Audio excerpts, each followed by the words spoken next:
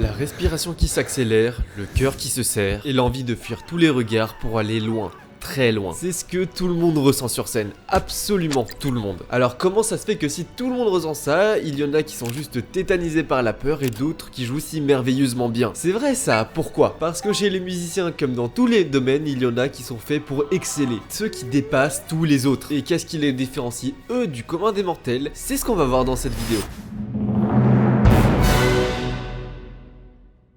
Qu'est-ce que c'est être un bon musicien? La première réponse, c'est la technique. Quelqu'un qui maîtrise bien son instrument, on va dire de lui que c'est un bon musicien. Mais moi, ça me satisfait pas. J'ai l'impression qu'il manque quelque chose. Parce que oui, j'ai déjà vu plein de gens qui savaient très bien jouer de leur instrument, mais il manque quelque chose. La fameuse vision artistique. Dans les cours poussiéreux de philo, on t'explique ce que c'est la différence entre l'art et la technique. Mais pour faire simple, l'art, c'est la vision que tu en as, et la technique, c'est comment est-ce que tu l'exprimes, comment est-ce que tu le formes. Ok, d'accord, mais j'ai quand même l'impression que les gens, ils sont absolument fascinés par la technique, comme s'il y avait que ça qui comptait. Et c'est vrai que la plupart du temps on travaille sur ça en tant que musicien, c'est toujours mettre les efforts, mettre ce qu'il faut et chercher la vision derrière, oui, mais toujours sur la technique, le concret. Tout ça bien sûr dans le but de montrer qu'on y arrive tellement facilement, de montrer que c'est facile. Et j'ai l'impression que c'est un peu paradoxal, parce que nous on y met du temps, des efforts, dans le but de justement de montrer que c'est simple.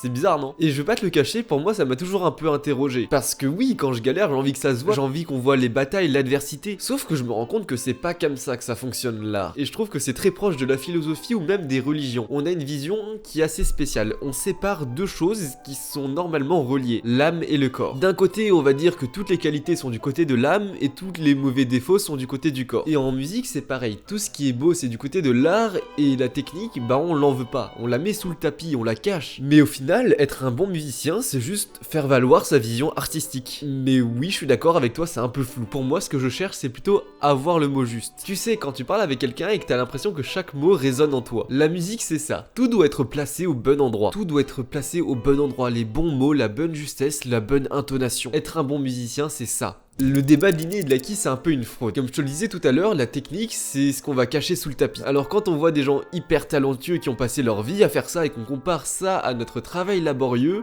oui, c'est décourageant. Mais il y a quelque chose qui est intéressant. La loi des 10 000 heures. C'est un principe qui dit plus ou moins que pour devenir un expert dans un domaine, il faut passer 10 000 heures à être acharné dans un domaine. C'est un processus long et fastidieux, mais ça montre à quel point le cerveau a une capacité folle à s'adapter et à ingérer des informations. Et au final, il n'y a rien de miraculeux. C'est toujours beaucoup de travail, beaucoup d'efforts et du temps. Et qu'on vienne pas me parler des petits génies. Ce qui est incroyable chez Mozart, c'est qu'il savait composer à l'âge de 7 ans, pas son niveau de composition. Mais si on prend n'importe quel enfant et qu'on le met dans les mêmes conditions que Mozart et que il aime un petit peu la musique, oui, il y a de grandes chances qu'il devienne aussi comme Mozart. Ce qui est impressionnant, encore une fois, c'est pas ce qu'il faisait, c'est à quel âge il faisait ça. J'ai même l'impression que le débat de l'inné et de l'acquis, c'est en grande partie quelque chose qui sert à nous rassurer. Parce qu'on est là, on est tous des humains. Et comme on est des humains, on va se comparer aux autres. Et on veut être meilleur que les autres. Parce que justement, dire que les autres c'est des génies, ça nous permet de les sortir de la catégorie. Et comme ça, on peut garder son ego intact et dire que les autres sont meilleurs et qu'en fait, c'est pas du même ressort.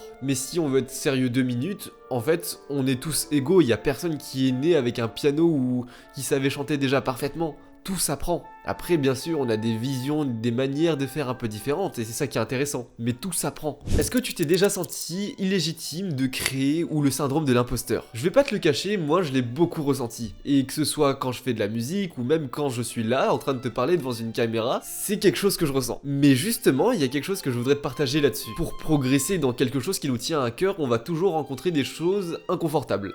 Et justement, se confronter à ces choses et chercher à devenir meilleur, c'est ça, c'est vaincre son inconfort. Et comme j'imagine qu'on a tous envie d'avoir un petit niveau, de se démarquer quand même un petit peu, le fait de s'exprimer souvent, ça nous fait de l'expérience. Et quand on est confronté à notre inconfort, c'est là qu'on progresse. Et à chaque fois qu'on va passer au-dessus, ça va nous faire progresser, encore une fois. Je pense que le meilleur conseil qu'on pourrait te donner, c'est de faire des choses nulles. C'est très bizarre dit comme ça, mais je suis persuadé que c'est un très bon conseil. Parce qu'on nous dit toujours de faire des bonnes choses, mais si on n'est pas prêt à commencer en faisant des choses mauvaises, on sera incapable de réussir dans notre vie. Parce que pour progresser, pour faire des bonnes choses, il faut déjà avoir fait des choses nulles et de continuer d'avancer. Et comme on a toujours envie de faire bien dès le début, c'est compliqué. Et ça, c'est ce qui va nous créer notre confiance en nous et notre envie de nous exprimer et nos compétences, tout simplement. En fait, le syndrome de l'imposteur ou se sentir illégitime, c'est tout sauf une invitation à ne pas y aller. Au contraire. Parce qu'au final, la seule chose qui fait un bon musicien, c'est la simple envie qu'il ait de raconter une bonne histoire. Et ensuite qu'il s'en donne les moyens.